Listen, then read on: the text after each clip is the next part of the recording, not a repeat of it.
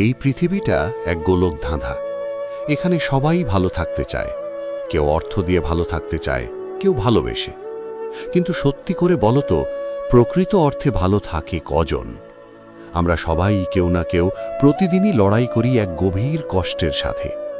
কারো কষ্ট সবার চোখে পড়ে, আর কারো কষ্ট থেকে যায় মনের গহীনে সব লোকচক্ষুর আড়ালে।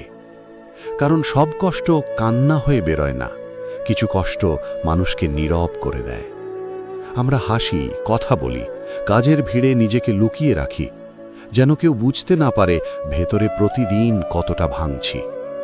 এই পৃথিবীতে সবচেয়ে ভয়ঙ্কর মানুষরা তারা নয় যারা চিৎকার করে কাঁদে, বরং তারা যারা চুপচাপ সব সহ্য করে যায়।